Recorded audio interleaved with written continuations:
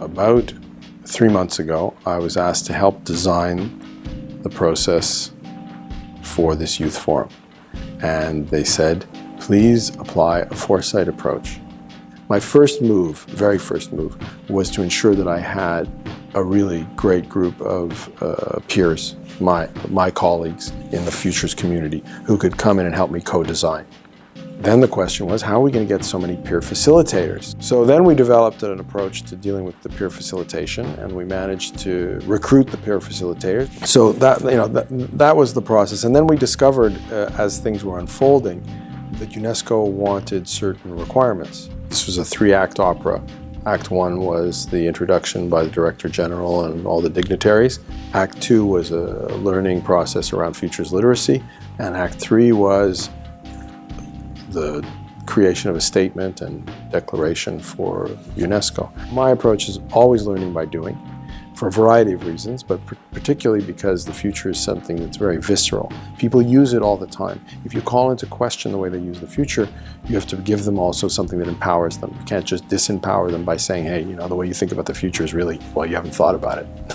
So it's important to create a process in which people do learning by doing and empower themselves. There are things that are unnameable happening all the time. That around us there's this incredible experimentation. Not due to us, but just because there's just all this combinatorial power and because there's things that happen. If we can, in a small measure, increase our capacity to appreciate that, to make sense of it, because we are not locked into a particular view of the future, it allows us to see things we couldn't see before. So if we only think of the future in terms of preparation and planning, which is the fundamental and dominant perspectives, and even the scenario perspectives, even the most imaginative stuff, always comes back to a normative or to a backcasting, planning perspective. But if we liberate ourselves from that and say, who gives whether I'm going to plan for it or prepare for it? But I'm conscious that the fact that I'm inventing a future is shaping what I see in the present.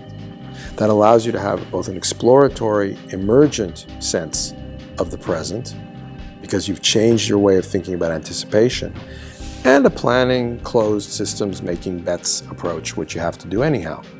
Inviting people to describe the future, you force them to reveal their systemic parameters. And that then allows you to take the next step of saying, well, what if you invented your own parameters and you made a crazy sculpture?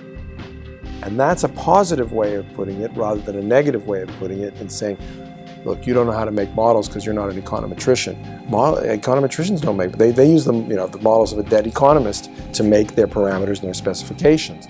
So this is a device, but these are not expensive or hard, and they're meant to be thrown away.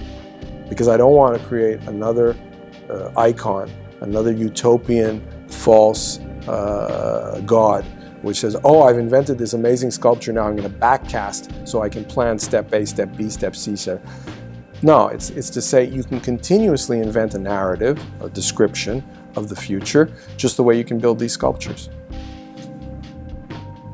I hope people take away from this discomfort, just a nagging feeling that the next time I assert something about planning, that I may be somehow living with old thinking. I may be somehow reproducing something that actually might not be the only way to do this.